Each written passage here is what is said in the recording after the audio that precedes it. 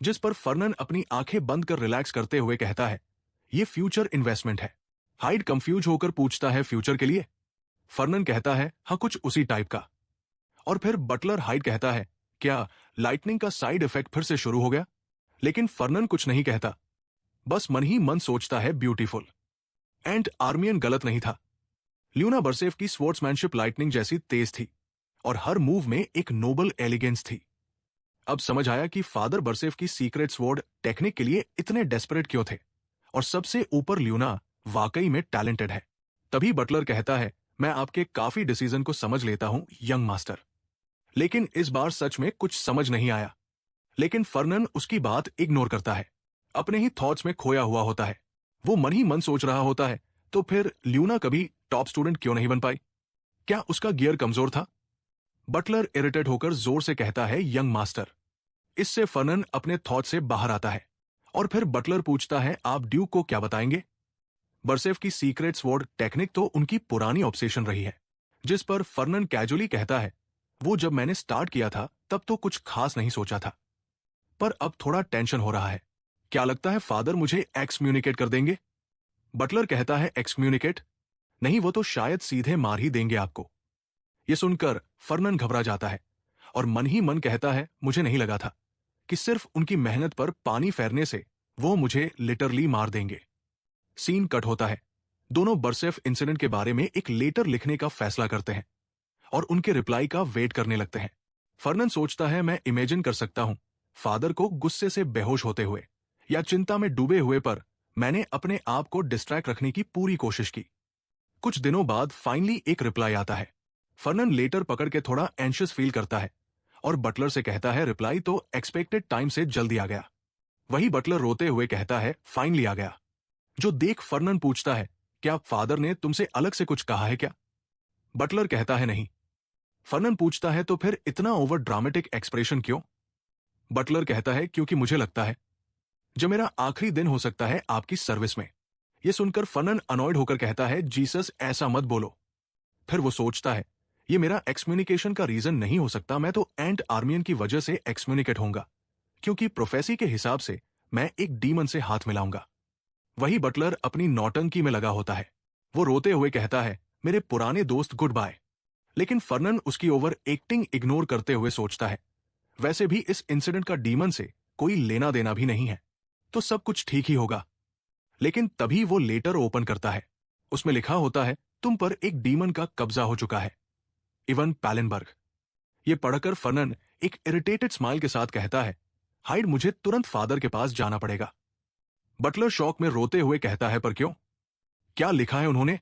लेकिन वही फर्नन गुस्से में मन ही मन सोच रहा होता है, डीमन? मैं डीमन से लिंक्ड हो गया हूं? नहीं, ये पॉसिबल नहीं है। तभी सीन शिफ्ट होता है हाउस पैलेनबर्ग पर। हाउस पैलेनबर्ग का हेड बटलर फर्नन का वेलकम करते हुए कहता है, फॉलो मी, हीज एक्सीलेंसी आपका इंतजार कर रहे हैं। फर्नन बटलर के पीछे चलते हुए सोचता है, मैं ये क्लेम नहीं कर सकता कि मैंने कोई प्रोफेसी वाली किताब हासिल की है, और ऐसी कोई किताब शायद एग्जिस्ट ही ना करती हो, और जो कुछ मेरे दिमाग में चल रहा है उसे मैं प्रूव भी नहीं कर सकता। और अगर मैंने सब कुछ सच भी बता दिया तो उन्हें लगेगा कि एक मर्चेंट का बेटा पागल हो गया है। शायद वो समझेंगे कि मैं उनके खानदान के खिलाफ कोई चाल चल रहा हूं। मुझे कुछ तो देना होगा, कुछ ऐसा जो बरसेफ वाले डैमेज का सब्स्टिट्यूट हो सके। और फिर दोनों हाउस पैलेनबर्ग के हेड यानी ड्यूक इवॉन पैलेनबर्ग के ऑफिस में पहुंचते हैं। ड्यूक इवॉन कहते हैं, तुम तो मेरी एक्सपेक्टेशन से ज्यादा नॉर्मल लग रहे हो। मुझे लगा था तुमने कोई खास दवा ले ली है और पागल हो गए हो। और अगर ऐसा नहीं है तो शायद वो डीमन जिसे पहले एम्परर ने मारा था वापस आ गया और तुम पर कब्जा कर लिया है। तो अगर ये सब नहीं है तो मुझे एक्सप्लेन करो, तुमने ये सब क्यों किया? फर्नन कामली कहता है, मैंने बरसेफ में एक बेहतर इन्वेस्टमेंट करने का फैसला किया है। ड्यूक पूछते हैं, उनके सीक्रेट स्पोर्ट्समैनशिप से भी बेहतर कोई इन्वेस्टमेंट? फर्नन कहता है, मैं उसके बारे में फिलहाल कुछ नहीं बता सकता। ड्यूक थोड़ा सख्त होकर कहते हैं, फर्नन, सिर्फ इसलिए कि मैं नरमी से बात कर रहा हूं, इसका मतलब ये मत समझना कि ये कोई रिक्वेस्ट है। इस वक्त तुम एक क्रिमिनल हो, एक अपराधी जो अपने ही घर का नुकसान करने जा रहा है। फर्नन स्टिल कंपोज जवाब देता है, मुझे पता है, लेकिन इस बात से मेरा डिसीजन नहीं बदलेगा। और अगर आप मुझे बरसेफ केस हैंडल करने दे तो मैं उस सीक्रेट स्पोर्ट्समैनशिप से भी ज्यादा प्रॉफिट कमा के दिखा सकता हूं। ड्यूक थोड़ा इंटरेस्ट लेते हुए पूछते हैं, सच में? तो फिर एक बार और पूछता हूं, ये कॉन्फिडेंस आया कहां से? फर्नन रिपीट करता है, मैं अभी भी उसके बारे में कुछ नहीं बता सकता। ड्यूक थोड़ा फ्रस्ट्रेटेड होकर बोलते हैं, ये कितना एब्सर्ड है। मैंने तुम्हें इतना जिद्दी तो नहीं बनाया। तुम्हें पता है ना, ये कोई ट्रम्प कार्ड लेने का वक्त नहीं है। इस पर फर्नन मन ही मन सोचता है, लगता है प्रोफेसी वाला ट्रम्प कार्ड अब यूज करना ही पड़ेगा। मैं इस कार्ड को ऐसे कैजुअली यूज नहीं करना चाहता था, लेकिन अब और कोई रास्ता नहीं बचा है मेरे पास। और फिर फर्नन कहता है, मैं ट्रम्प नहीं दिखा रहा, और अगर आप मुझे बरसिफ केस दे दें तो मैं आपको एक ऐसी इंफॉर्मेशन दूंगा जो सिर्फ मेरे पास है। ड्यूक थोड़ा क्यूरियस होकर कहते हैं, ऐसी इंफॉर्मेशन जो सिर्फ तुम्हारे पास है? फर्नन कहता है, जैसा कि आप जानते हैं, मैं अपनी एक छोटी सी इंफॉर्मेशन एजेंसी चलाता हूं। ड्यूक सार्कास्टिकली कहते हैं, मुझे नहीं लगता तुम्हारी एजेंसी हमारे खानदान से बेहतर है, पर चलो सुन लेते हैं। तो क्या है ये खास जानकारी? फर्नन रिवील करता है, अलाउस माउंटेन के वेस्ट साइड पर विस्काउंट डॉन्स की टेरिटरी में एक माना क्रिस्टल माइन है, जिसका अब तक किसी को पता नहीं चला। ड्यूक शॉक होकर कहते हैं, माना क्रिस्टल माइन? तुम्हें ये कैसे पता चला? अपनी उसी किड्स क्लब जैसी एजेंसी से?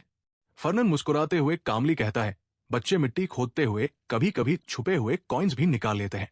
अलाउस माउंटेन एक गोल्ड माइन है जो बरसेफ का पूरा नुकसान चुका सकती है, और उसके बाद भी काफी कुछ बच सकती है। फर्नन मन ही मन सोचता है, माना क्रिस्टल्स ऐसे ओर्स होते हैं जिनमें माना होता है, और ये सबसे वैल्यूएबल ओर्स में से एक माना जाता है, इसलिए इनका प्रॉफिट भी बहुत ज्यादा होता है।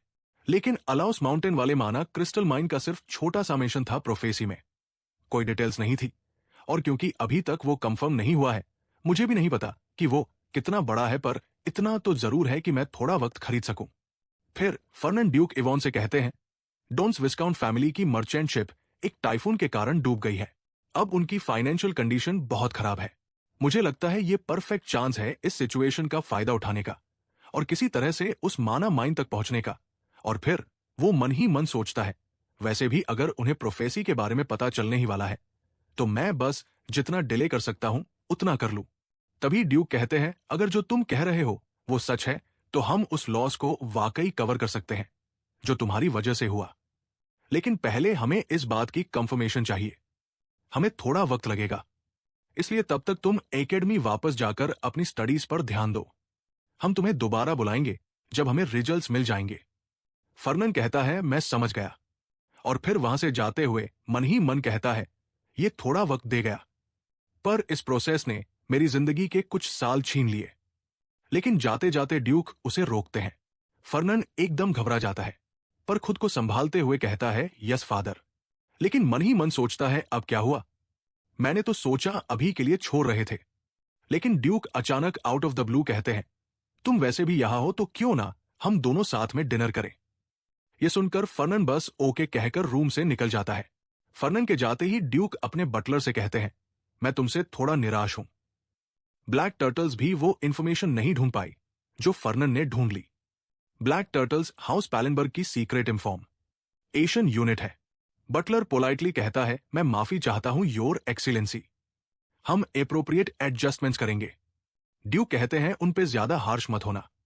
मुझे ज्यादा क्यूरियोसिटी इस बात की है कि फर्नन ने इसे ढूंढा कैसे। वैसे तुम्हारा फर्नन के बारे में क्या कहना है? बटलर प्राउड स्माइल के साथ कहता है, वो काफी शार्प मर्चेंट बन गए हैं जो आपके साथ डील करने की कैपेबिलिटी रखता है। ड्यूक सोच विचार करते हुए कहते हैं, मैं अभी भी समझ नहीं पा रहा हूं कि उसने उस माइन के बारे में कैसे पता लगा लिया। उसकी इंफॉर्मेशन एजेंसी के बारे में सब कुछ जांच करो, शायद वो ओर्स में स्पेशलाइज्ड हो। बटलर पूछता है, आप गोल्डन पिलर्स की बात कर रहे हैं? गोल्डन पिलर्स फर्नन की प्राइवेटली रन इंफॉर्मेशन एजेंसी है। ड्यूक कहते हैं, फर्नन अच्छी तरह समझता है कि ओर्स कितने प्रॉफिटेबल होते हैं, इसलिए उसने फायर एलिमेंट में टैलेंट होने के बाद भी अर्थ मैजिक का पाथ चुना। खैर, हमें अभी भी ये कंफर्म करना है कि उसका क्लेम सच भी है या नहीं। बटलर एग्री करते हुए कहता है, अगर आप सही कह रहे हैं तो हो सकता है कि उसने गोल्डन पिलर्स को एक ऐसी एजेंसी जो स्पेसिफिकली ओर्स और माइंस पे फोकस करती है। यह सुनकर ड्यूक खुश होते हुए कहते हैं, उसका हमेशा से इरादा रहा है कि वो मर्चेंट किंग बने, से उन चीजों में इंटरेस्ट रहा है। मुझे उस पर गर्व है। ऑफ कोर्स वो इतना स्मार्ट होगा, आफ्टर ऑल वो मेरा बेटा जो है। और फिर ड्यूक कहते हैं, और उस ल्यूना बरसेफ के बारे में भी पता लगाओ। ना जाने किस तरह से उसने फर्नन को अपने प्यार में फंसा लिया। जिस पर बटलर थोड़ा हिचकिचाते हुए पूछता है, क्या आप कहना चाह रहे हैं कि यंग मास्टर ल्यूना बरसेफ की तरफ अट्रैक्ट हो गए?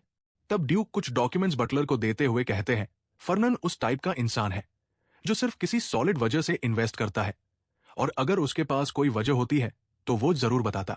इसका मतलब हो सकता है कि कोई और ही वजह है जो उसे इन्वेस्ट करवा रही है, और अगर वो वजह पैसा नहीं है तो लव के अलावा और कौन सी वजह हो सकती है? ड्यू कुछ पल के लिए ल्यूना और फर्नन को एक रोमांटिक कपल के रूप में इमेजिन करके मुस्कुराने लगते हैं। बटलर अब भी थोड़ा कंफ्यूज्ड होता है, और फिर ड्यूक कहते हैं, पर पता नहीं क्यों मुझे लगता है ये उस टाइप का केस नहीं है। सोचता हूं आखिर ऐसी क्या चीज हो सकती है जो इस मनी मैनियाक ने अपना पैसा इतनी आसानी से सैक्रिफाइस कर दिया। और तभी सीन शिफ्ट होता है। उसी रेस्टोरेंट में ल्यूना और फर्नन बैठे होते हैं। ल्यूना चॉकलेट आइसक्रीम एंजॉय कर रही होती है। फर्नन कैजुअली पूछता है, इलिया टर्टा और कार्लो डेन्यूबे पैर बन गए क्या? ल्यूना आइसक्रीम खाते हुए कहती है, हाँ, मैंने उसे कहा कि मैं यंग मास्टर के साथ पैर बना रही हूं, तो उसने इलिया के साथ बना लिया। फर्नन कहते हैं, अगर मुझे सही याद है तो इलिया टर्टा नाइट स्टडीज में 4th रैंक पे थी ना? ल्यूना कहती है, हाँ, पहले 5th पर थी, लेकिन अब 4th पे आ गई है। और फिर फर्नन बोलते हैं, और तुमने सबके सामने कह दिया कि तुमने मेरे साथ पैर बना लिया है। रूमर्स तो अब तक फैल चुके होंगे, क्या तुम्हें कोई प्रॉब्लम नहीं है? ल्यूना कामली कहती है, वैसे भी लोगों को पता चलने ही वाला था। सब लोग बोल रहे हैं कि मैं सिर्फ पैसों के लिए तुम्हारे साथ पैर बनी हूं। मुझे इसका अंदाजा पहले से था, और इसके लिए मैं मेंटली प्रिपेयर थी। वैसे भी वो लोग पूरी तरह से गलत भी तो नहीं है। फर्नन एक हल्के स्माइल के साथ बोलता है, तो तुम पैसों के लिए ही यहां हो, इसलिए मुझे पैसा इतना पसंद है। पैसा सब कुछ खरीद सकता है। ये सुनकर ल्यूना मन ही मन कहत ही है, ये बंदा तो लिटरली सिर्फ पैसों से ही प्यार करता है, इसलिए तो ये मुझे बिल्कुल पसंद नहीं। जैसे लड़कियां लड़कों के हर जेस्चर पर रेटिंग देती है, ल्यूना भी फर्नन को रेट करते हुए कहती है, लाइक 0, डिसलाइक 20, 000। तभी फर्नन अपनी मैजिकल कोड से कुछ चीजें निकालकर टेबल पर रख देते हैं और कहते हैं, ये लो, ये तुम्हारे लिए है। ल्यूना थोड़ा चौंक जाती है और पूछती है, ये सब क्या है? फर्नन कामली कहता है, एक एलिक्सर और एक एक्सचेंज टिकट। एलिक्सर मैंड्रागोरा के रूट एक्सट्रैक्ट से बना है, और एक्सचेंज टिकट से तुम हमारे मर्चेंट्स आर्मरी से हाईएस्ट क्वालिटी के आर्मर ले सकती हो। ल्यूना थोड़ा अनिजी होकर बोलती है, तुम मुझे ये सब क्यों दे रहे हो? मैं इसका रिपेमेंट नहीं कर सकती। फर्नन याद दिलाता है, क्या तुम भूल गई हो हमारा कॉन्ट्रैक्ट? मैं तुम्हारा स्पॉन्सर हूं। लेकिन ल्यूना फिर भी हेजिटेंट होकर कहती है, पर मैंड्रागोरा का एक्सट्रैक्ट और गोल्डन टर्टल्स आर्मरी का हाईएस्ट क्वालिटी आर्मर दोनों बहुत एक्सपेंसिव चीजें हैं। क्या तुम सच में इतना इन्वेस्ट करने को रेडी हो? फर्नन बिना कुछ कहे सिर्फ मुस्कुराता है। ल्यूना उसके रिएक्शन को देखकर कहती है, लगता है तुम्हें सच में यह देना नहीं था। फर्नन तुरंत कहता है, बिल्कुल भी नहीं। वही फर्नन मन ही मन सोचता है, वो बिल्कुल सही कह रही है, पर अगर मुझे फ्यूचर में कंगाल होने से बचना है और ल्यूना का ट्रस्ट जीतना है तो ये डील फायदे की है। और अगर ये लड़की इतनी पावरफुल बन गई कि डीमन से भी लड़ सके तो एक तीर से 2 निशाने हो जाएंगे। तभी ल्यूना थोड़ा ओवरवेल्म होकर कहती है, मुझे लगता है ये सब मेरे लिए थोड़ा ज्यादा हो रहा है। फर्नन झूठ बोलते हुए कैजुअली कहता है, कॉन्ट्रैक्ट साइन करने के बाद स्पॉन्सर को मना करना अलाउड नहीं होता, और अगर मुझे सही से याद है तो कॉन्ट्रैक्ट तोड़ने का फाइन भी है। ल्यूना गुस्से में इंटरप्ट करते हुए कहती है, फाइन ले लेती हूं। फर्नन चेयर से उठकर कैजुअली बोलता है, ठीक है, तो फिर क्लास में मिलते हैं, मुझे एक काम है तो मैं पहले निकलता हूं। और इतना कहकर वो वहां से चला जाता है। लेकिन वही ल्यूना सोच रही होती है, ये थोड़ा ज्यादा हो गया, चाहे स्पॉन्सर ही क्यों ना हो। मुझे लगा कॉन्ट्रैक्ट तोड़ने का कोई फाइन नहीं था या था। नहीं, मुझे पूरा यकीन है कि नहीं था। तो फिर उसने झूठ क्यों बोला इतना सब कुछ देने के लिए? क्या सच में ये मुझे खरीदना चाहता है ताकि हमारा सीक्रेट स्पोर्ट्समैनशिप चुरा सके?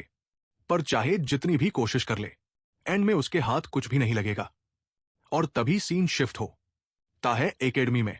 फर्नन एक कॉरिडोर में खड़ा होता है, नीचे फर्स्ट ईयर स्टूडेंट्स को देखते हुए अपने आप से कहता है, एंड आर्मियन इसी क्लास में होना चाहिए। हाँ, वो रहा। और फिर मन ही मन सोचता है, फर्स्ट ईयर नाइट स्टडीज का पहला lecture, war and practical duelling techniques. ये क्लास इसलिए फेमस है क्योंकि पहले ही दिन स्टूडेंट्स को ड्यूल करवाकर उनका स्किल टेस्ट किया जाता है। प्रोफेसर के मुताबिक एंट आर्मियन जब गार्डनर अल्फन पार्सन का ईगो स्वॉर्ड पाता है तो तो इसी लेक्चर में अपना टैलेंट दिखाता है और वहीं से उसकी एक हीरो बनने की जर्नी स्टार्ट होती है। एक ऐसा हीरो जो एक दिन दुनिया को बचाएगा। और तभी वहां एक पर्सन आते हुए कहता है, मुझे यकीन नहीं हो रहा कि मैं फर्नन पैलेनबर्ग से ऐसी जगह मिल रहा हूं। यह पर्सन कोई और नहीं बल्कि रूलिंग एम्पायर का करंट प्रिंस होता है। फर्नन मुस्कुराते हुए कहता है, कैसे हैं आप योर हाइनेस? प्रिंस एक ब्राइट स्माइल के साथ कहता है, योर हाइनेस, मुझे लगा हमने फॉर्मेलिटी छोड़ दी थी, बस कैजुअली बिहेव करो। फर्नन कहता है, बस थोड़ा रिस्पेक्ट दिखाना चाहता था क्योंकि सेकंड ईयर बनने के बाद हम पहली बार मिल रहे हैं। और फिर प्रिंस थोड़ा क्यूरियस होकर पूछता है, तो यहां कैसे आना हुआ? क्या किसी नए स्टूडेंट्स ने तुम्हारा इंटरेस्ट भी जीता? फर्नन हल्का मुस्कुराते हुए कहता है, मैं तो हमेशा टॉप रैंकर्स पर नजर रखता हूं। और आप एंट आर्मियन को देखने आए हैं? प्रिंस भी मुस्कुराते हुए कहता है, ऑफ कोर्स, आखिर वो ओल्ड इंपीरियल फैमिली से है। पिछले 100 सालों में उनकी फैमिली से कोई भी एकेडमी में नहीं आया। नेचुरली मुझे इंटरेस्ट तो होगा ही, है ना?